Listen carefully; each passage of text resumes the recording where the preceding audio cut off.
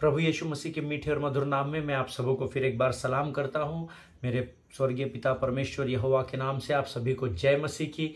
पिता, पुत्र और पवित्र आत्मा के नाम से आप सबों का फिर एक बार मैं स्वागत करता हूं। मैं यहोवा का धन्यवाद देता हूं आज के सुंदर और पवित्र दिन के लिए, सुंदर समय के लिए, कि फिर से एक बार वो अपने वायदे के अनुसार हमारे मध्य में उतर आया है। हालेलुया। जहाँ 2 या 3 लोग उसके नाम से एकत्रित होते हैं, वहाँ वो अपनी उपस्थिति को लेकर आता है। और हम सब जानते हैं जिस परमेश्वर की मैं और आप जिस खुदावंद की इबादत करते हैं वो कभी झूठ नहीं बोलता है। हालेलुया। वो सच्चा है, वो झूठा नहीं है, वो पवित्र परमेश्वर है, ऐसा वचन कहता है। हालेलुया। मुझे आज आप सबों को यहाँ पर वचन को सुनाने के लिए मैं बहुत आनंदित हूँ, बहुत उत्साहित हूँ, क्योंकि ये परमेश्वर का दिन है और जिस विषय को हम बात कर रहे हैं वो परमेश्वर के वचन है। हालेलुया। वचन में लिखा है, आज का दिन यहोवा ने बनाया है और इसीलिए हम इसमें आनंदित और मगन पाए जाए। हालेलुया। मेरा विश्वास है, चाहे कठिनाइयाँ कितनी भी हो, दुख कितने भी हो, परिस्थितियाँ कितनी भी कमजोर हो, लेकिन जो खुदावन में आनंद मनाते हैं, जो खुदा की हुजूरी में बैठते हैं, परमेश्वर उन्हें किसी भली वस्तु की घटी न होने देगा। हालेलुया। आप सबों का मैं स्वागत करता हूं। पिछले दिनों में मैं एक पासबान से बातचीत कर रहा था इसी विषय को लेकर, और कल के वचन के सुनने के बाद आज की सुबह के समय में उन्होंने मुझे फ़ोन किया और उन्होंने मुझसे कहा, अमित भाई कल मुझे स्मरण करके तो आप वचन प्रचार नहीं कर रहे थे। और मैं हंसने लगा। मेरे बहुत अच्छे दोस्त हैं, मेरे मित्र हैं, हम लोग साथ में सेवा करते हैं, और मुझे याद नहीं मैंने उनसे इस विषय में क्या बात की थी, लेकिन कल मैंने आप लोगों को एक बात बताई थी कि अपने खुद के बनाए हुए डॉक्ट्रिन से बाहर आइए, है ना। जो परंपराओं को, जिन ट्रेडिशंस को आपने बनाकर रखा है, उसमें से हमको बाहर निकलना बहुत ज़रूरी है। हालेलुया। वो जो चर्च पैटर्न्स हमने बनाकर रखे, उसमें से हमको बाहर निकलना ज़रूरी है, क्योंकि यहाँ तेरी और मेरी बाइबल है, तेरी डॉक्ट्राइन्स मेरे डॉक्ट्राइन्स है, ये सब्जेक्ट ही नहीं है। हम सबों का एक ही परमेश्वर है और हम सबों को एक ही पवित्र शास्त्र दिया गया है। भाषाएं अलग है, शब्द अलग हो सकते हैं, पर परमेश्वर की इच्छा एक ही है। हालेलुया। और जब हम उस इच्छा के अनुसार काम करते हैं तो डॉक्ट्राइन्स और चर्च के पैटर्न्स और उसके रूल्स और उसके रेगुलेशंस, उसके परे हम प्रभु के सुसमाचार का प्रचार करते हैं। हालेलुया। और इसे करने की जो सामर्थ, बल और ताकत है वो स्वर्ग का परमेश्वर ही हमें देता है, उनको जो उसे प्रेम करते हैं। हालेलुया। आमीन। प्रियो, प्रभु का धन्यवाद हो कि परमेश्वर वचनों के द्वारा लोगों के हृदयों को छेद रहा है। And this is very important. If you are listening the word, और वो वचन अगर आप स्वीकार करते हैं, if you are receiving the word, then यकीन मानिए वो छोटा सा बीज जो वचन के रूप में आपके जीवन में बोया जाता है, आने वाले दिनों में वो घना जंगल बन जाएगा। हालेलुया। आमीन। जिनके सुनने के कान हो सुन ले। आज फिर एक बार हम प्रभु की हुजूरी में हैं और प्रभु आज फिर एक बार हमसे बातचीत करने के लिए अपने स्वर्ग के सिंहासन को छोड़कर हमारे मध्य में उतर आए हैं। लेकिन इससे पहले कि जो अध्ययन हम पिछले 3 हफ्तों से अधिक समय से कर रहे हैं उसकी ओर हम बढ़े, क्यों ना रोज़ के समान जैसे हम प्रभु की वाणी को पढ़कर अपने दिन की शुरुआत करते, अपने अध्ययन की शुरुआत करते हैं। आज हमने पढ़ने के लिए जो वचन चुने हैं वो पाए जाते भजन संहिता उसका 59 अध्याय, उसके 6 से लेकर 12 वचन।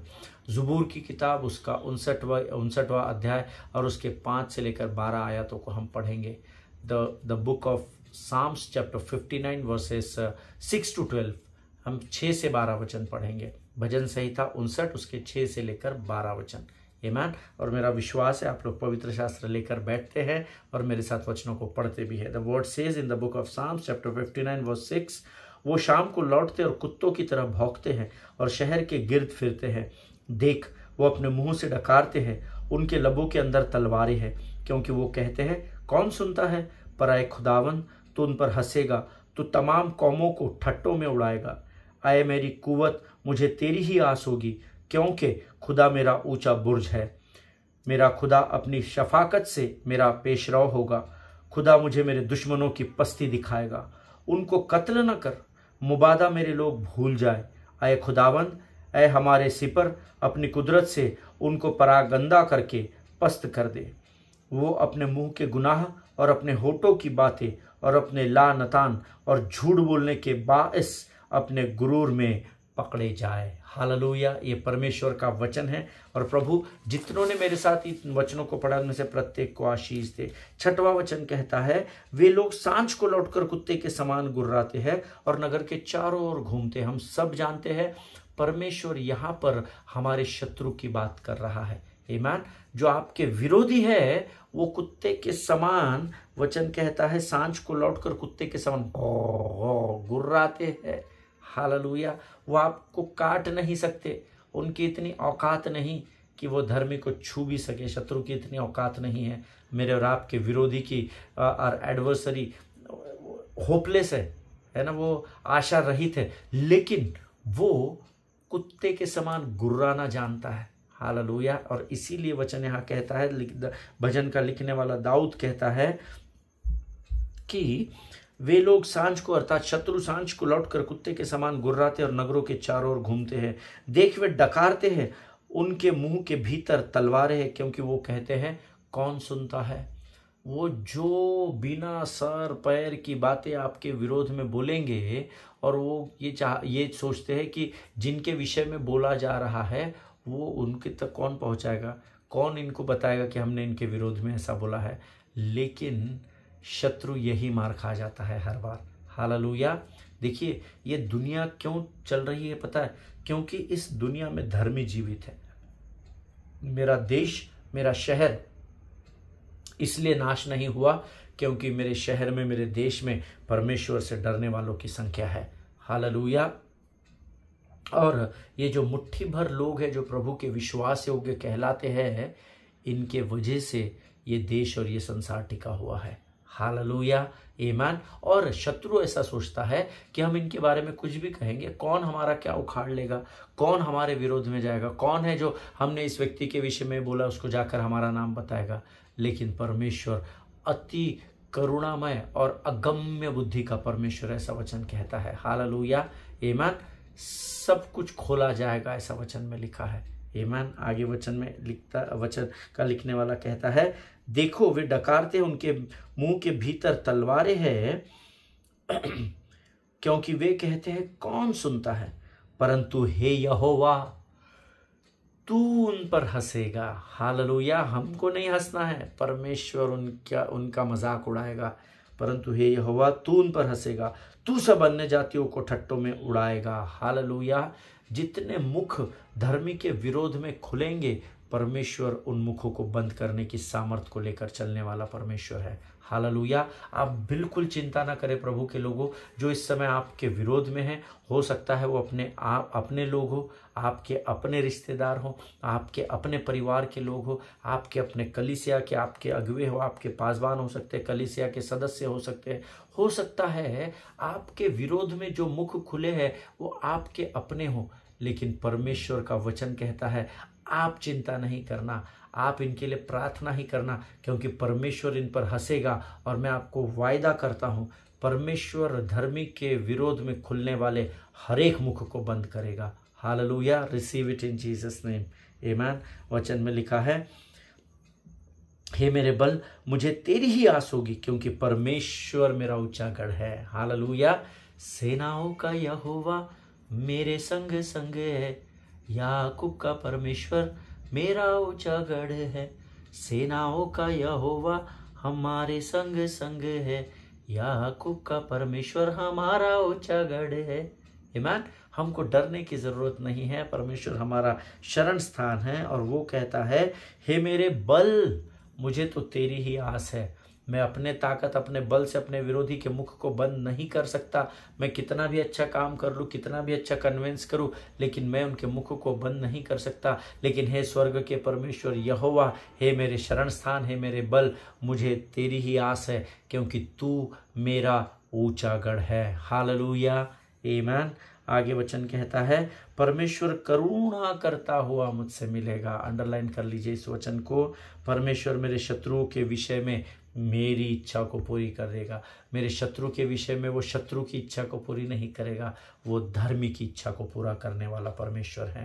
आमीन। आपकी जो भी विल है, वॉट एवर यू वॉन्ट, आप जो भी चाहते हैं कि आपके शत्रु के साथ हो, परमेश्वर का ये वायदा है, परमेश्वर आपकी इच्छा को पूरा करेगा। हालेलुया, आमीन। वचन कहता है परमेश्वर जब आपसे मिलने आएगा ना उस कठिन परिस्थिति में, वो करुणा का परमेश्वर बनकर मुझसे और आपसे मेल मिलाप करेगा। हालेलुया। वो न्याय का परमेश्वर नहीं बनकर आएगा, लेकिन जब वो मुझे और आपको तकलीफ में देखेगा, वो अपनी करुणा को प्रकट करेगा। हालेलुया। और आपकी इच्छाओं को, जो कि वो पहले से जानता है, जब आप उसके सामने अपने हृदय को खोलकर अपने शब्दों में रख देंगे, तब वो आपकी इच्छा को पूरा करेगा आपके शत्रु के लिए। ये उसका वायदा है। हालेलुया। आमीन। उन्हें घात न कर, न हो कि मेरी प्रजा भूल जाए। हे प्रभु, हे हमारे ढाल, अपनी शक्ति से उन्हें तितर बितर कर दे और उन्हें दबा दे। पहले ये लोग जो कुत्तों के नाई इकट्ठा होते हैं बाजारों में और गुर्रा रहे हैं, इस भीड़ को परमेश्वर पहले तितर बितर कर देगा, इनको आपस में लड़ा देगा, इनको आपस में भिड़ा देगा और ये आपस में तितर बितर हो जाएंगे। और वचन आगे वायदा करता है परमेश्वर उन्हें तितर बितर करने के बाद दबा भी देगा। हालेलुया। और जब शत्रु को दबाया जाएगा तो धर्मी का सिर महिमा के द्वारा ऊंचा किया जाएगा। यहोवा का वायदा है। हालेलुया। मैं और आप एक अद्भुत परमेश्वर की सेवा करते हैं, जो पेड़ पौधा मूरत पत्थर नहीं है, जो ना तो सुनते हैं, ना तो बोलते हैं, ना तो देखते हैं। यीशु मुर्दों में से जी उठा है। हालेलुया। 12 वचन कहता है, वह अपने मुंह के पाप और होठों के वचन और शाप देने और झूठ बोलने के कारण अभिमान में फंसे हुए पकड़े जाए। और ये होगा प्रभु के लोगों, ये होगा। परमेश्वर आपके मन की इच्छा को जरूर पूरा करेगा। हालेलुया। आमीन। प्रभु इन वचनों के द्वारा हमारे ऊपर अपनी बरकत को उंडेले। ये अद्भुत वचन जो आज हमने पढ़े हैं, परमेश्वर इसके द्वारा हमें से प्रत्येक को आशीष दे। आमीन। आइए प्रियो, ये समय है जब हम प्रभु की वाणी की ओर बढ़ेंगे और अपना संपूर्ण समर्पण हम प्रभु को करेंगे। Let us pray. Thank you Jesus. स्तुति रूपी सिंहासन पर विराजमान, आकाश और पृथ्वी को शब्द मात्र से स्थिर करने वाले परमेश्वर, तू हमारा पिता है। हम तेरा धन्यवाद देते हैं। पहले तूने हमें पुत्र बनाया पिता, हम धन्यवाद देते हैं प्रभु तेरी विश्वास योग्यता के लिए। धन्यवाद देते हैं प्रभु, हम जिस दशा में थे उसी पाप की दशा में तूने हमें स्वीकार किया राजा, और हमें पाप की गंदगी से निकाल कर ज्योति की चट्टान पर खड़ा कर दिया राजा। प्रभु जी हम धन्यवाद देते हैं आज के इस सुंदर समय के लिए। दिन भर की थकान के बाद फिर एक बार तूने सामर्थ्य दी कि हम तेरे वचनों को बांट सके और सुन सके राजा। प्रभु आज प्रभु जो वचन तू हमारे मध्य में लेकर आया है, इसे समझने के लिए लगने वाली स्वर्गीय समझ, बुद्धि और ज्ञान से भरकर हम में से प्रत्येक को तैयार कर राजा। प्रभु जी हम तुझसे नम्रता से प्रार्थना करते हैं, जो वचन आज बोता है राजा, ये आने वाले समय में हमारे जीवन में फलदायी वृक्ष के समान होने पाए राजा, जिसके पत्ते कभी मुरझाते नहीं है राजा। प्रभु जी जो वाणी तेरी ओर से हम प्राप्त करते हैं, वो हमारे द्वारा औरों के लिए आशीष और आदर का कारण बनाना राजा। तो अपने समय के अनुसार हमें आशीष देना प्रभु जी। परमेश्वर पिता आज हम तेरे पास आए हैं क्योंकि हम तुझसे प्रेम करते हैं। इस समय हम अपने आप को यीशु मसीह के लहू में डुबोते हैं, सारी बातों में महिमा तुझको देते हैं। आगे के संपूर्ण समय को तुझे समर्पित करते हैं और इस विनती को धन्यवाद और पूरे विश्वास के साथ हमारे उद्धारकर्ता जीवित परमेश्वर यीशु नासरी के मीठे और पवित्र नाम में मांगते हैं। सुनिए और बड़ी दया से ग्रहण करें। आमीन आमीन। हालेलुया। परमेश्वर आप सबों को बड़ी बरकत और बड़ी आशीष दे। मैं फिर एक बार आप सबों का इस YouTube के चैनल पर स्वागत करता हूं।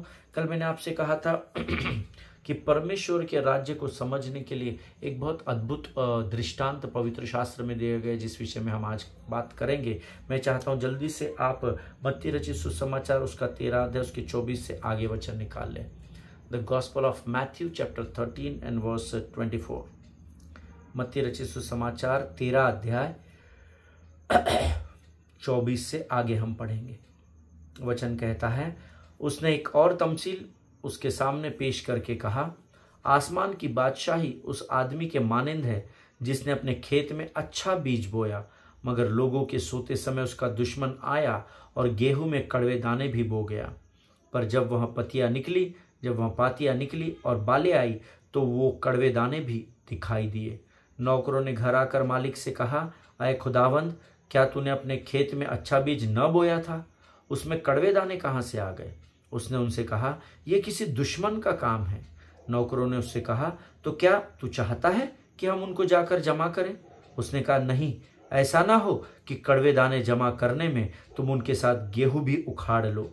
कटाई तक दोनों को इकट्ठा बढ़ने दो, और कटाई के वक्त में काटने वालों से कह दूंगा कि पहले कड़वे दाने जमा कर लो और जलाने के लिए उनके गठड़े बांध लो, और गेहूं मेरे खत्ते में जमा कर लो। हालेलुया, आमीन। जब मैं इस वचन को पढ़ रहा था और प्रभु से मनन कर रहा था और कुछ बातों को समझने की कोशिश कर रहा था, तो कुछ बातों पर मैं सोचने लगा। मेरे ध्यान को मैंने कुछ बातों की ओर लगाया, और परमेश्वर ने अद्भुत रीति से ये प्रकट किया, ये जो अच्छा बीज है जिसको परमेश्वर ने बोया, ये आदम और हवा का समय है।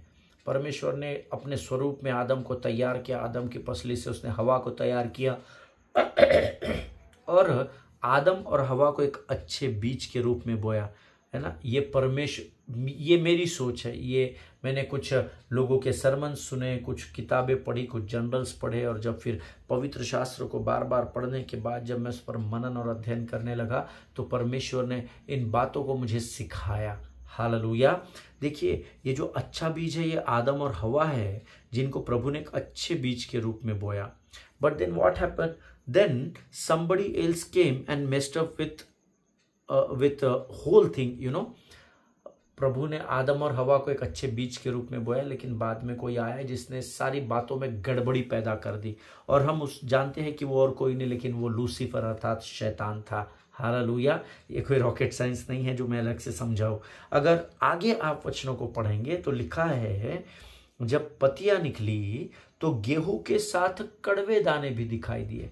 कलीसिया में अच्छे और बुरे दोनों लोग हैं। संसार में गेहूं के समान उठने वाले धर्मी भी है, और कड़वे सागपात के समान या कड़वे दानों के समान उठने वाले लोग भी पाए जाते हैं। हालेलुया, आमीन। और जब नौकरों ने मालिक से पूछा, क्या हम इन कड़वे पातियों को काट डालें क्या? तो मालिक ने उनको मना कर दिया। हमने अभी वचन पढ़े हैं। मालिक ने कहा, नहीं, अगर तुम इनको अभी काट डालोगे तो कहीं इनके चक्कर में बुराई को खत्म करने के चक्कर में कहीं तुम अच्छाई उत्पन्न करने वालों को भी खत्म न कर दो। क्यों? क्योंकि जब इसको काटने लगोगे तो इसको भी जज करोगे, तो ये भी कट जाएंगे, अच्छे भी समाप्त हो जाएंगे। इसलिए परमेश्वर ने संसार में सबको बढ़ाया, अच्छों को भी बढ़ाया है, बुरों को भी बढ़ाया है। ये परमेश्वर की योजना है। हम बुरे लोगों से भागते हैं, तौबा करते नहीं। तौबा मत करो, उनके लिए प्रार्थना करो, उन्हें समझाओ, उन्हें सुसमाचार प्रचार करो। प्रभु खातरी से उनको कड़वे दाने से गेहूं का दाना बना देगा।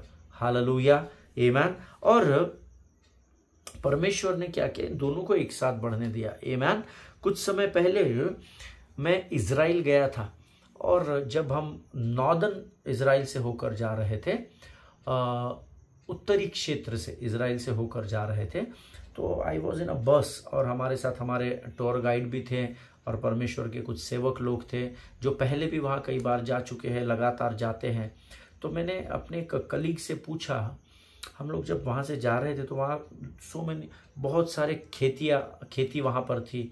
तो वहाँ पर मैंने इस दृश्य को देखा था कि वहाँ एक गेहूं की खेती थी, जिसमें गेहूं के दानों के साथ जंगली बीज के दाने भी बढ़ रहे थे। और मैंने सडनली गाइड से पूछ लिया कि ये जो जंगली दाने हैं इसको काटते क्यों नहीं है, क्योंकि मुझे दृष्टांत पता था।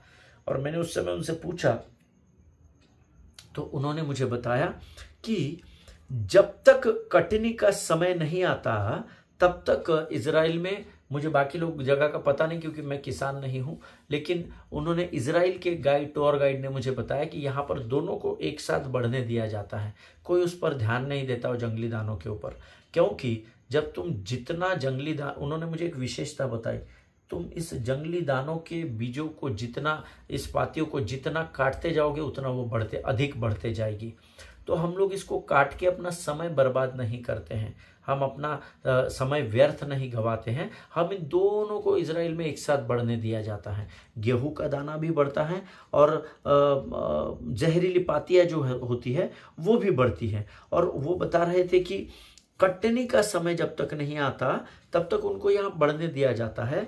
क्योंकि जब ये बढ़ रहे होते हैं तब इनको छांटना मुश्किल होता है। ये sir sir sir sir sir sir बढ़ते हैं तो इनको छांटना बहुत कठिन हो जाता है, क्योंकि जहरीले को काटने के चक्कर में अच्छा भी ना कट जाए, इसलिए वो दोनों को बढ़ने देते हैं। और वो एक बहुत विशेष बात उन्होंने बताया, जब ये अपने पूर्ण रूप में आ जाते हैं अर्थात परिपक्वता में आ जाते हैं, तब जो गेहूं की पातियां है ना, वो गेहूं के छोटे छोटे दानों से ये एक साथ बढ़ते हैं। तो ये गेहूं की पाती है और ये जंगली दाने की पाती है, ये यहाँ से शुरू होते हैं, एक साथ बढ़कर यहाँ तक आ जाते हैं। लेकिन उन्होंने एक विशेष बात बताई थी कि जब गेहूं में दाने पूरे अपने परिपक्वता में आ जाते हैं तो उसके वजन से, उसके वेट से गेहूं का दाना जो है, वो गेहूं की पाती जो है वो झुक जाती है, और ये जंगली दाना जो है ये सीधा ही खड़ा रहता है। आमीन। क्योंकि बढ़ते वक्त तो ये तेजी से बढ़ रहा था, लेकिन इसमें इतनी सामर्थ्य नहीं है कि ये झुक सके। तो ये गेहूं के दानों का वजन इतना है कि ये झुक जाता है और ये सीधा ही खड़ा होता है। और वो बता रहे थे जब ये दोनों पूरी परिपक्वता में आ जाते हैं, जो एक साथ बढ़े थे, तो ये इस पोजीशन में आ जाते हैं, तो हमको ऊपर छांटना आसान हो जाता है। और तब किसान आता है और वो जंगली दानों को छांट देता है। जहरीले दानों को, जहरीले पौधों को काट कर नष्ट करना उनके लिए आसान हो जाता है। Hallelujah. In another words, when I was meditating upon this word, और मुझे जब मैंने इस वचन पर, मैं मत्ती के 13वें अध्याय के इस वचन पर मनन अध्ययन कर रहा था, मुझे ये इजराइल की बातें स्मरण आई जो मैंने गाइड से सुनी थी। और जब मैं इस पर मनन करने लगा और प्रभु से पूछने लगा कि प्रभु इस विषय के द्वारा तू मुझे एग्जैक्टली क्या बताना चाहता है, तो प्रभु ने मुझे कहा बहुत सिंपल है प्रियो, जब आप परमेश्वर से पूछते हैं ना, प्रभु आपकी हर प्रार्थना का उत्तर देता है, लेकिन समय दीजिए उसको बोलने का। हम ही बोलते हैं और हम उठकर आमीन बोल के चले जाते हैं, हम उसकी सुनते नहीं हैं। जब मैं सुनने के लिए अपने कानों को दिया, the spirit of the Lord spoke to me very clearly. In another words, he said, only those who bow down and worship the King won't get cut in their lives. Hallelujah. केवल वे ही लोग जो परमेश्वर के राज्य में उस राजा की स्तुति और आराधना नम्रता और दीनता से करते हैं, वे कभी भी काटे और छाटे नहीं जाएंगे। हालेलुया। लेकिन जो अभिमान और घमंड में बने रहेंगे वे आग में झोंक दिए जाएंगे या भाड़ में झोंक दिए जाएंगे। जिनके सुनने के कान हो वो सुन ले। अगर घमंड करना है तो खुद पर, खुद के धन, जमीन, जायदाद, परिवार, अपने इन्फ्लुएंस, अपने पावर पे, अपनी सेवकाई पे मत करो। घमंड करना है तो यीशु नासरी में करो, क्योंकि जो यीशु में घमंड करते हैं वो बढ़कर नम्र हो जाते हैं परिपक्वता में। आमीन। लेकिन जो परिपक्व होने के बाद अभिमान और घमंड में बने रहते हैं वे काट कर भाड़ में झोंक दिए जाएंगे। हालेलुया। आमीन। मेरा पूरा विश्वास है जो बात मैं आपको बता रहा हूँ आप उसे समझ रहे हैं। Hallelujah. Be humble, be meek in the presence of the Lord, not only when you are in the church but your lifestyle should be meek and humble. Hallelujah. नम्रता और दीनता ये हमारे जीवन का रोज का भाग होना चाहिए। केवल दुनिया को दिखाने के लिए पुलपिट पर खड़े होने के बाद नम्र मत बने, जय मसीह कीजिए, जय मसीह कीजिए, और पता चला पुलपिट से नीचे उतर गए तो फिर सब भूल गए, फिर वो अभिमान और घमंड का सूट पहनकर आप 3 पीस में चल रहे हैं। Never do that. आमीन। क्योंकि धन्य है वे जो नम्र हैं, वे पृथ्वी पर अधिकार करेंगे, और धन्य है जो मन के दीन है, क्योंकि वे स्वर्ग के वारिस होंगे। प्रभु का वायदा है। हालेलुया। आमीन। मत्ती रचित सुसमाचार उसका 13 अध्याय उसका 33 वचन हम पढ़ेंगे। एक और बहुत सुंदर दृष्टांत है जिसके विषय में मैं आपसे बातचीत करना चाहता हूँ। Matthew chapter 13 and verse 33। उसने एक और तमसील उनको सुनाई। आसमान की बादशाही उस खमीर की मानिंद है जिसे किसी औरत ने लेकर 3 पैमाने आटे में डाल दिया, और वो होते होते सब खमीर हो गया। Hallelujah. The kingdom of haven is like a yeast that a woman took and mixed into about 60 pounds of flour until it worked all through the dough. Hallelujah. इसका अर्थ है परमेश्वर ने खमीर को, एक स्त्री ने खमीर को मिक्स किया, अबाउट 60 पाउंड्स यानी 3 पैमाने लेकर आटे में डाल दिया। इतना सा खमीर इतने सारे आटे में डाल दिया, लेकिन वचन कहता है वो इतना सा खमीर होते होते वो आटे में फैलता गया और पूरा आटा ही खमीर बन गया। हालेलुया। जिनके सुनने के कान हो वो सुन ले। That means when I was meditating this word, मुझे जो समझ में आया वो ये है कि इतना आटा और इतना खमीर, लेकिन खमीर का इन्फ्लुएंस ज़्यादा रहा। हालेलुया। खमीर का प्रभाव उस आटे पर हावी हो गया। हालेलुया। पास्टर जी क्या बोल रहे हैं, कुछ समझ में नहीं आ रहा है, सर के ऊपर से जा रहा है। Hallelujah. I am telling you here, yeast is like influence. Hallelujah. इतना सा खमीर इतने आटे में डाल दिया, आटे को कोई फर्क नहीं पड़ना चाहिए, चलना रही इसको हटा, छटाक भरे का है नहीं, इतने से खमीर ने होते होते आटे में फैलता गया और वो आटा ही खमीर में बदल गया। हालेलुया। आमीन। देखिए खमीर जो है वो आटे से भयभीत कभी नहीं होता है। आमीन।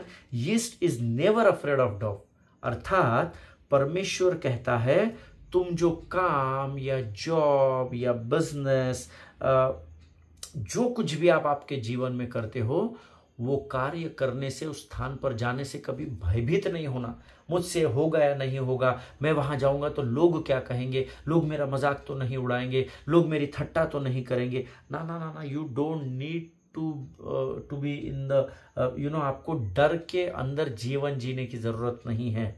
No matter how ungodly they look, but they are in trouble when you just stepped in that place। जब आप उस स्थान पर प्रवेश करते हो ना, जहां पर आप काम करते हो, तो वहां के जो अनगॉडली बातें होती है ना, वो आपसे भयभीत होने लगती हैं। हालेलुया। आप कभी भी अपने काम के स्थानों में जाने से डरना नहीं, अपने बिजनेस को करने से डरना नहीं, अपने जॉब्स को करने से डरना नहीं, क्योंकि जब आप वहां पर जाते हो तो वहां जो परमेश्वर के विरोध में कार्य करने वाली ताकतें और शक्तियां है ना, वो आपसे भयभीत होती है। हालेलुया। क्यों? Because greater is he that is in me than he that is in the world. Hallelujah. इसलिए क्योंकि जो मुझ में है वो उससे बढ़कर है जो इस संसार पर राज्य करता है। और वहां की जो अनगॉडली एटमॉस्फेयर होता है ना, वो आपके अंदर की आत्मा को पहचानता है। आप नहीं पहचानते, बड़े दुख की बात है कि आपके अंदर कौन सी आत्मा वास करती है, लेकिन शत्रु आपका जानता है कि आपके अंदर जो है वो उन पर ज्यादा प्रभाव डालने वाली ताकत और शक्ति है। हालेलुया। आमीन। जिनके सुनने के कान हो सुन ले। और इसीलिए परमेश्वर चाहता है कि तुम गवर्नमेंट में ज्वाइन करो, तुम लॉ की पढ़ाई करो, तुम एजुकेशन सेक्टर्स में जाओ। Whatever sectors are working in this world, God wants each one of us who believes in him to step in. Hallelujah.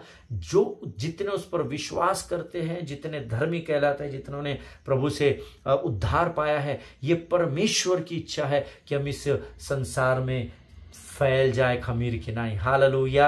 उस यीस्ट के नाई हम फैल जाए। कोई किसी और कोई गवर्नमेंट पॉलिटिक्स में के क्षेत्र में प्रभाव डालेगा, कोई लॉ के क्षेत्र में प्रभाव डालेगा, कोई एजुकेशन सेक्टर में प्रभाव डालेगा, कोई कॉर्पोरेट वर्ल्ड में जाएगा, कोई बिजनेसेस में प्रभाव डालेगा खमीर के नाई। लेकिन परमेश्वर चाहता है कि हम सब खमीर के समान इस संसार में फैल जाए। हालेलुया।